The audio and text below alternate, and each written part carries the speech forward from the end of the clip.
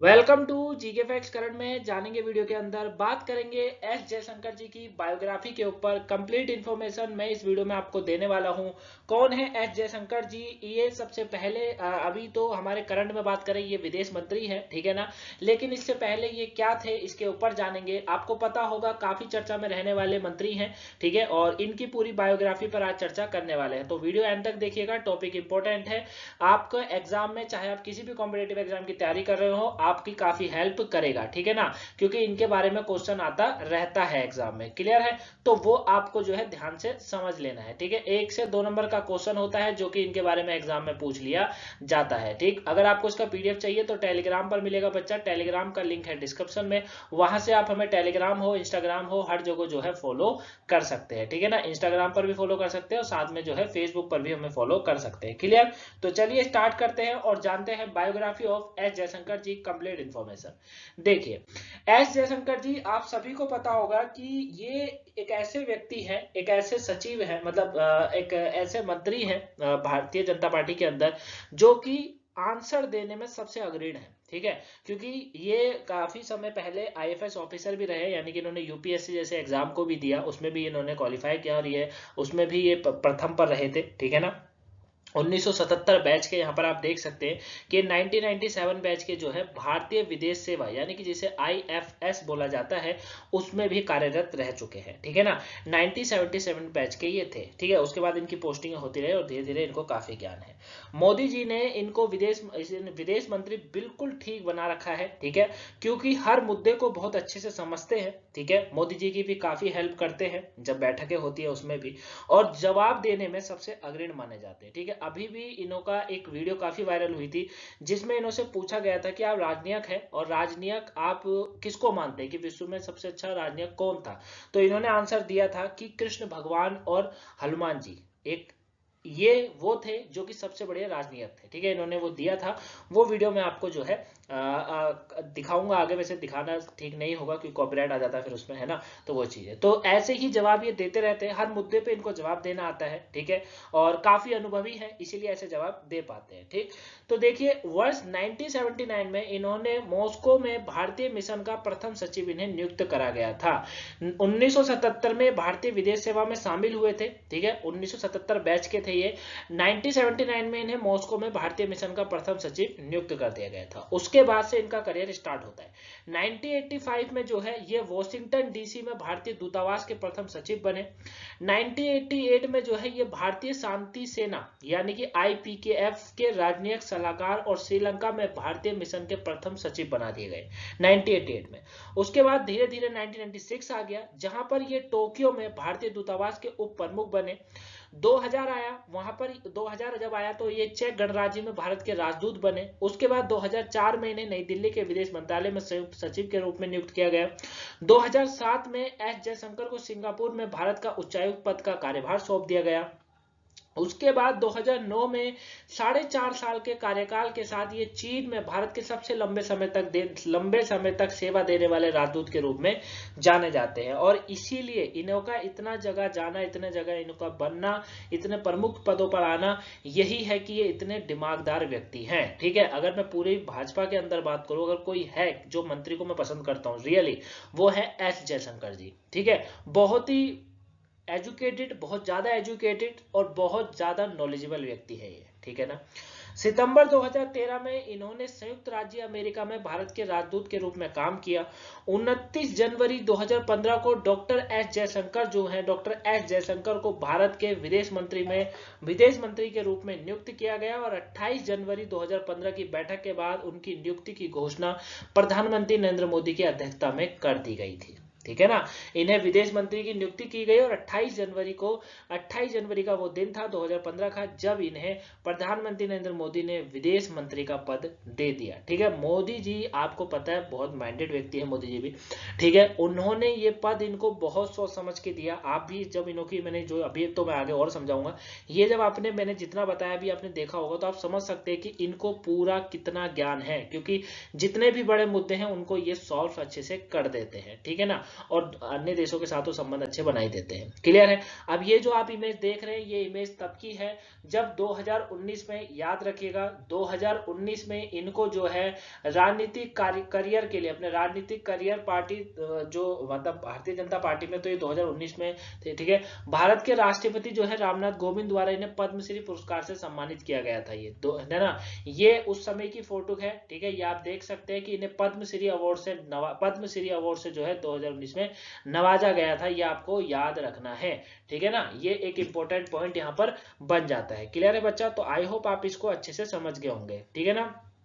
तो वर्ष 2019 में इन्होंने भारत के राष्ट्रपति जो थे रामनाथ कोविंद जी, उनके द्वारा पद्मश्री पुरस्कार से इनको सम्मानित किया गया था, ठीक है। बाकी इस समय अगर मैं बात करूं करंट में, तो भारतीय जनता पार्टी में ये शामिल है, आप सभी जानते हैं, विदेश मंत्री है केंद्रीय के, ठीक है ना, वो चीजें हैं। अच्छा, सेकंड फोटो में आप देख सकते हैं कि 2019 में इन्हें विदेश मंत्री के रूप में कार्यभार संभालने को दिया गया, नरेंद्र मोदी की मंत्रिमंडल शामिल किया गया इनको, ठीक है। गुजरात से राज्यसभा चुनाव जीतने के बाद ही 8 जुलाई 2019 को इन्होंने राज्यसभा सदस्य के रूप में भी शपथ ली थी, ठीक है। ये भी आपको इनका याद रखना है। क्लियर है। अगर मैं आपको इनका थोड़ा व्यक्तिगत जीवन के बारे में बात करें तो इनका जो जन्म होता है वो 9 जनवरी को हुआ था। एक तो ये याद रखिएगा कि 9 जनवरी को इनका जन्म हुआ था, ठीक है ना। 9 जनवरी को इनका जन्म हुआ था 1955 को, 9 जनवरी 1955 को एस जयशंकर जी का जन्म हुआ था। अभी इनका पूरा नाम भी मैं आपको बताऊंगा कि इनका पूरा नाम क्या है, ठीक है। और जहां जहां भी ये रहे, जैसे चाइना में रहे और साथ में जो है ये अमेरिका में, जहां भी रहे इनको काफी लैंग्वेज इनको आती है, ठीक है। ये आपको याद रखना है। क्लियर है। इनका जन्म स्थान जो है वो नई दिल्ली के अंदर है, याद रखिएगा, ठीक है ना। और साथ में अगर इनकी स्कूल की बात करूं मैं, इन्होंने पढ़ाई कहां से करी है, तो एयरफोर्स सेंट्रल स्कूल है नई दिल्ली के अंदर, वहां पर इन्होंने स्कूली विद्यालय अपना पूरा करा। कॉलेज विद्यालय के लिए गए सेंट स्टीफन्स कॉलेज में, ठीक है। सेंट स्टीफन कॉलेज जो है वो भी नई दिल्ली के अंदर है, वहां पर ही अपनी पढ़ाई करते हैं कॉलेज की। उसके बाद जवाहरलाल नेहरू विश्वविद्यालय यानी कि जेएनयू से भी इन्होंने पढ़ाई करी, ठीक है ना। सेंट स्टीफन कॉलेज नई दिल्ली से ये स्नातक होते हैं। उसके बाद राजनीतिक विज्ञान और अंतरराष्ट्रीय संबंधों में इन्होंने एमए करा हुआ है, इसलिए आप इनको समझ सकते हैं कि इन्होंने राजनीतिक विज्ञान और अंतरराष्ट्रीय संबंधों में एमए करा हुआ है। अब एमए करा हुआ व्यक्ति कितनी अच्छी जानकारी उसको होगी, आप इससे आप इनकी एजुकेशन से भी समझ सकते हैं। जेएनयू के अंदर नई दिल्ली में परमाणु कूटनीति 1977 में जवाहरलाल नेहरू विश्वविद्यालय से एमफिल भी इन्होंने करा हुआ है। 1981 में जवाहरलाल नेहरू विश्वविद्यालय से पीएचडी भी ये पूरी करते हैं अपनी, ठीक है ना। तो ये इनकी जो है, ये इनका ज्वाइनिंग है भारतीय जनता पार्टी में, और ये जो यहाँ पर आपको मैंने बताया वो इनके बारे में है, व्यक्तिगत जीवन के बारे में है, ठीक है ना। आई होप आप इसको समझ गए होंगे, ठीक है ना। अगर मैं इनकी वाइफ की अगर बात करूं, वैसे तो इतना इंपॉर्टेंट नहीं है, लेकिन फिर भी अगर इनकी वैवाहिक जीवन की मैं बात करूं तो इन्होंने एक जापानी महिला से शादी कर रखी है जिनका नाम है क्योकी जयशंकर, ठीक है। क्योकी जयशंकर जापानी इनकी वाइफ है, उनसे इन्होंने शादी कर रखी है, ठीक है। ये आपको याद रखना है। चलिए अब इनकी बात करते हैं इनकी रोचक जानकारियों के लिए, जो कि आपके लिए मोस्ट इंपोर्टेंट है और कई बार पूछा जाता है, क्योंकि जयशंकर जी काफी चर्चा में रहने वाले जो है क्या है, नेता है एक तरीके से। क्लियर है। चलिए जानते हैं। नेता ये बिल्कुल लगते नहीं है, बिल्कुल प्रोफेशनल जैसे ही लगते हैं ना, और इनको विदेश मंत्री लगते भी विदेश मंत्री जैसे ही है ना, वो चीज है। चलिए, डॉक्टर सुब्रमण्यम जयशंकर नाम है इनका, डॉक्टर सुब्रमण्यम जयशंकर पूरा नाम है। एक भारतीय राजनीतिक और राजनयिक है जो कि प्रधानमंत्री नरेंद्र मोदी के मंत्रिमंडल में केंद्रीय विदेश मंत्री के रूप में कार्य करते हैं। भारत के पूर्व विदेश सचिव भी ये रह चुके हैं, आगे ही समझा दिया था। सुब्रमण्यम जयशंकर का पालन पोषण नई दिल्ली के एक मध्यवर्गीय परिवार में होता है। इनके पिता सुब्रमण्यम जयशंकर एक पत्रकार और सिविल सेवक थे। इनकी माता सुलोचना जयशंकर जो कि एक गृहिणी थी, ठीक है। जयशंकर साहब जो है ये दिल्ली विश्वविद्यालय में सेंट स्टीफन कॉलेज में स्नातक किए गए इन्होंने, ये भी मैंने आपको समझाया दिया। इसके बाद इन्होंने राजनीति विज्ञान में एमए करा हुआ है, और जवाहरलाल नेहरू विश्वविद्यालय दिल्ली से अंतरराष्ट्रीय संबंधों में एमफिल और पीएचडी की डिग्री भी इन्होंने हासिल करे हुए, यानी कि काफी अच्छी जानकारी इनको है।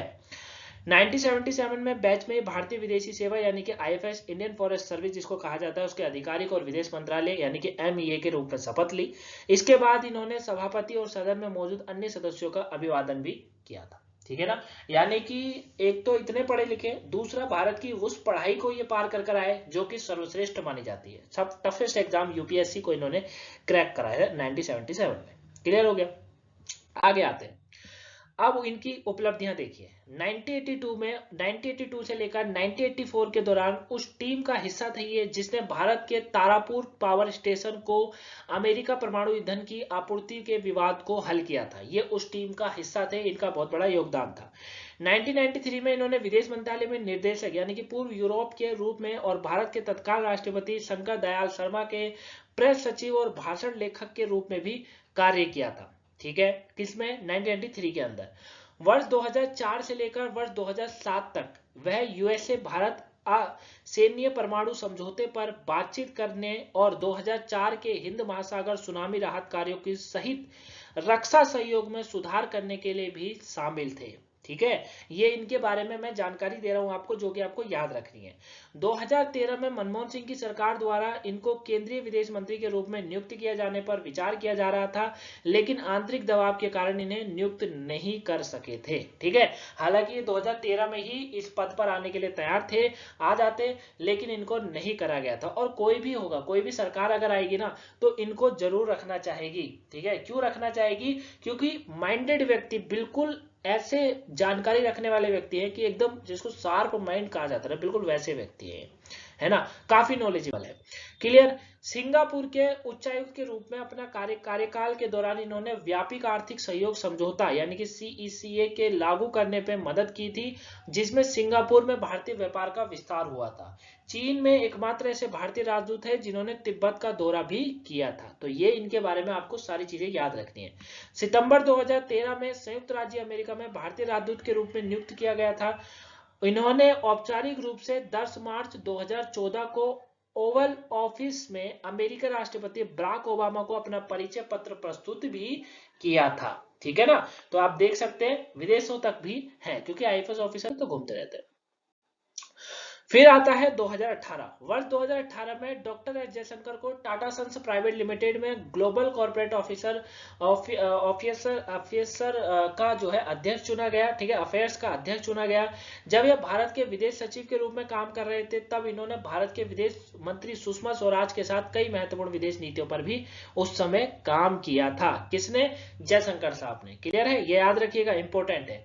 अब जब इनकी इतनी सारी हो गई तो 30 मई आ जाता है। 30 मई 2019 को इन्होंने नरेंद्र मोदी सरकार द्वारा केंद्रीय विदेश मंत्री के रूप में नियुक्त किया गया। और जयशंकर नरेंद्र मोदी के मंत्रिमंडल का एकमात्र ऐसे व्यक्ति हैं जिन्होंने बिना लोकसभा चुनाव जीते ही राज्यसभा के सदस्यों के रूप में मंत्रालय में शामिल किया गया था। ईरान के राष्ट्रपति हैं इब्राहिम राइसी के शपथ ग्रहण समारोह में भारत का प्रतिनिधित्व किया था। ठीक है, और इसके साथ ही जयशंकर ने ईरानी राष्ट्रपति इब्राहिम को शिष्टाचार और दृष्टिकोण का भी आदान प्रदान किया था। ठीक है, तो 2019 में ये भारतीय जनता पार्टी में शामिल हुए थे। क्लियर है, तो ये थे बायोग्राफी एस जयशंकर जी की। ठीक है, आई होप आपको ये पसंद आई होगी, समझ आई होगी कि कैसे ये इस पद पर पहुंचे। ठीक है, और कितने दिमाग वाले व्यक्ति, कितने पढ़े लिखे हैं, एजुकेटेड कितने हैं, कहाँ से है, क्या है, वो सब आप समझ गए होंगे। क्लियर? कोई डाउट हुआ हो तो कमेंट बॉक्स में आप बता सकते हैं, आंसर जरूर मिलेगा। ठीक है, इसका PDF टेलीग्राम पर मिल जाएगा, टेलीग्राम का लिंक डिस्क्रिप्शन में है, तो वहां से आप इसके PDF को जो है डाउनलोड कर सकते हैं। ठीक है, बाकी आप हम फेसबुक इंस्टाग्राम पर जरूर कर लीजिएगा। सुबह की कोई वीडियो नहीं देखी हो देख लीजिएगा, पेपर के पॉइंट ऑफ व्यू से इंपॉर्टेंट है। मिलेंगे नेक्स्ट वीडियो में, तब तक के लिए thank you for watching guys, have a nice day, thanks for